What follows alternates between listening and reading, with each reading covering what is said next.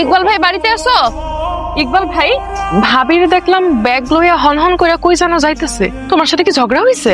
আমার সংসারে থাকবো তাই চলে গেছে। কি সংসারে থাকবো না মানে? এই বাচ্চা কাচ্চা ফালাই থুয়া কেমনে গেল? কি হয়েছে কও তো আমারে? আমার সংসার তো অভাবের সংসার, এত অভাব নিয়ে কেমনে থাকবো ক? খাইতে কষ্ট, পড়তে কষ্ট, এত কষ্ট নিয়ে সে সংসার করবো। আর সুখ দরকার, অনেক সুখ। তাই সাইডা চলে গেছে। এই দুধের বাচ্চাটারও ফালাই রেখে চলে গেছে? কেমনে করলো এই কাম? সংসারের প্রতি যদি কারো মায়া না থাকে, তারে কি চাইলেও আটকে রাখা যায়? দেখছো ইকবাল ভাই, ভালো থাকার জন্য, সুখে থাকার জন্য দুইটা মনের মিল থাকা কতটা প্রয়োজন। তুমি আমারে ভালোবাসা বিয়া করছো আরেকজনরে। আমি কি তোমারে কম ভালোবাসছিলাম? তোমার লাগে কি আমি কম পাগল আছিলাম? তোমারে কত কইরা বুঝায়া কইছিলাম তুমি আমারে খাইতে দিতে পারো না পারো, পড়তে দিতে পারো না পারো, আমি কোনোদিন তোমারে ছাইরা যাবো না। কিন্তু